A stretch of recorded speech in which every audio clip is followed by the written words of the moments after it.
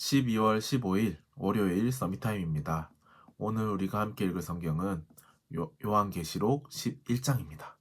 그 중에 지금 함께 볼 본문 말씀은 요한계시록 11장 15절에서 19절 말씀입니다.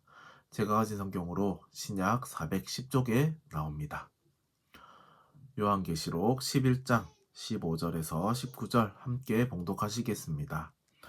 일곱째 천사가 나팔을 불매 하늘에 큰 음성들이 나서 이르되 세상 나라가 우리 주와 그의 그리스도의 나라가 되어 그가 세세토록 왕노릇 하시리로다 하니 하나님 앞에서 자기 보좌에 앉아 있던 24장로가 엎드려 얼굴을 땅에 대고 하나님께 경배하여 이르되 감사하옵나니 옛적에도 계셨고 지금도 계신 주 하나님 곧 전능하신 이여 친히 큰 권능을 잡으시고 왕노릇 하시도다.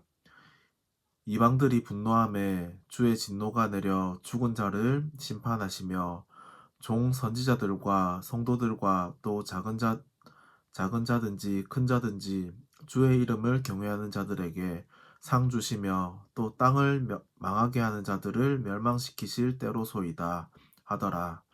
이에 하늘에 있는 하나님의 성전이 열리니 성전 안에 하나님의 언약궤가 보이며 또 번개와 음성들과 우레와 지진과 큰 우박이 있더라.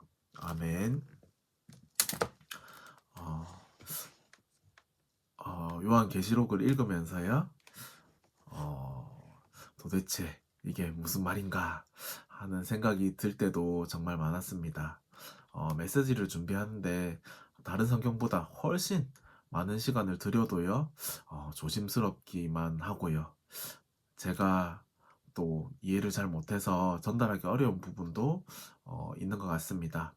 하지만 하나님이 허락하신 만큼 조심스럽게 계시록을 함께 나눠보도록 하겠습니다.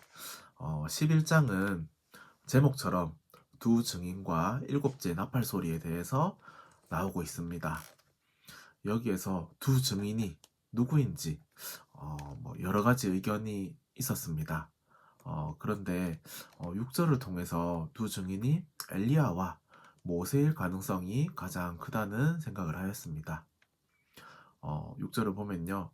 그들이 권능을 가지고 하늘을 닫아 그 예언을 하는 날 동안 비가 오지 못하게 하고 또 권능을 가지고 물을 피로 변하게 하고 이 부분을 통해서 하늘에서 비가 오지 못하게 하는 내용은 엘리야와 관계가 있고 또 물을 피로 변하게 하는 내용은 모세와 관련이 있다고 보았습니다. 그죠? 이제 두 증인에 대해서 우리는 정확하진 않지만 모세와 엘리야가 아닐까 이제 조심스럽게 추측을 해볼 수는 있겠습니다. 이제 11장에서요 제게 하나님이 은혜로 주신 말씀 세 가지만 나누도록 하겠습니다. 먼저 첫 번째는요 11장 5절의 내용입니다. 만일 누구든지 그들을 해하고자 하면 그들의 입에서 불이 나와서 그들의 원수를 삼켜버릴 것이요 누구든지 그들을 해하고자 하면 반드시 그와 같이 죽임을 당하리라. 이 말씀은요 사실 이 말씀에 나오는 그들은 두 증인에 대해 하신 말씀입니다. 하지만 말세를 살아가는 우리 성도들과 교회에게 주신 말씀이라고도 생각이 되어집니다. 하나님은 신자든 불신자든 이 종말 가운데 함께 있게 하십니다. 하지만 하나님은 그 가운데 우리를 지키시며 보호하고 계심이 보여집니다. 그들의 입에서 불이 나와서 그들의 원수를 삼켜버릴 것이요. 이 말씀을 읽으면서요. 말씀 그대로 글자 그대로 한번 상상을 해봤는데요.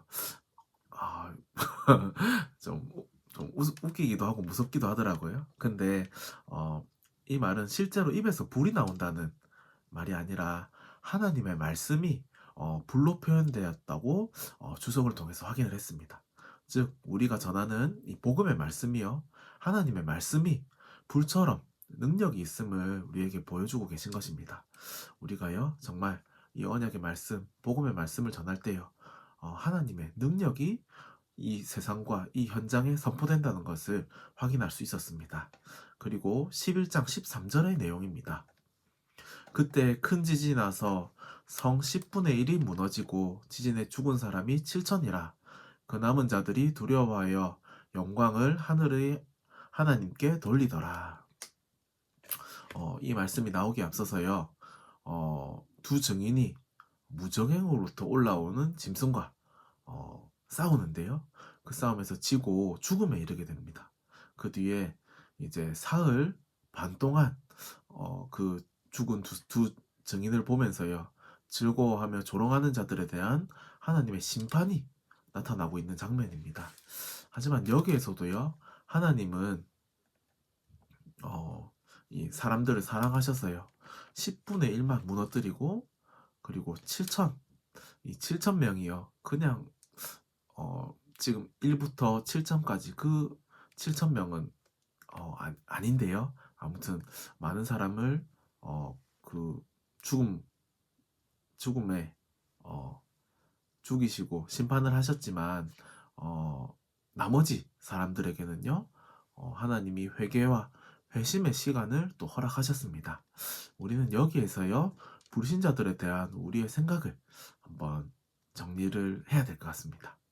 하나님은요. 이 종말, 이 말세 가운데 불신자들을 심판하십니다. 하지만 그 가운데에서도요. 하나님을 두려워하며 하나님의 은혜를 입을 자들을 분명히 예비하셨습니다. 뿐만 아니라 두 증인이요. 죽임을 당했지만 다시 살리시고 하늘로 올리시는 그 내용이 12절에 또 나오고 있습니다. 우리는요. 전도자의 인생을 살면서 어쩌면은 정말 복음을 전하면서 이렇게 순교할 수도 있다는 생각이 들었습니다. 하지만 순교하는 것도요.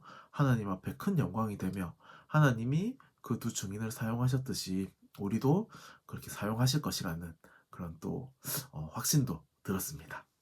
네. 그리고 마지막으로요. 11장 18절의 내용입니다. 이방인들이 분노함에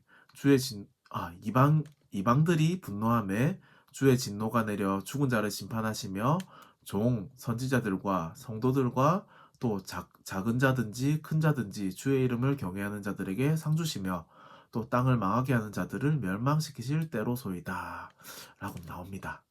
이방인들 중에 마지막까지 완고하여 왕노릇하시는 하나님께 분노하는 자들이 있습니다. 그죠? 우리가 복음을 전하지만 그 복음을 받지 않고요. 완고하게 끝까지 거부하는 자들도 분명히 있을 것입니다. 하지만요. 그와 다르게 주의 이름을 경외하는 자들에게 상을 주시며 이렇게 말씀하십니다. 그와 다르게 정말 복음을 받고요. 그 복음에 하나님의 은혜에 감사하며 주의 이름을 경외하는 자들도 하나님이 분명히 준비하셨습니다. 그죠? 그리고 땅을 망하게 하는 자들을 멸망시키실 때 마지막 그날에요. 우리에게 허락하신 상을 우리는요. 기대할 수 있고요. 소망할 수 있고요.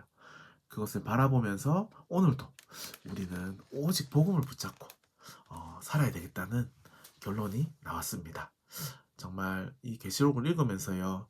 뭐 여러 가지 숫자와 뭐 날들 그런 거 보면서 좀 어렵다는 생각도 많이 했지만요.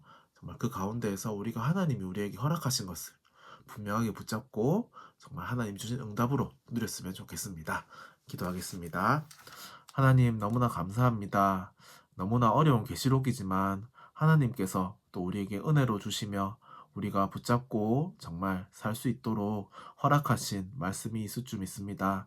오늘도 그 말씀을 붙잡고 살게 하여 주시고 하나님이 주신 그 말씀 가운데 분명한 언약인 그리스도와 세계복음화의 언약을 붙잡으며 나 자신을 살리고 다른 사람을 살리는 귀중한 일에 쓰임받을 수 있도록 성령으로 역사하옵소서.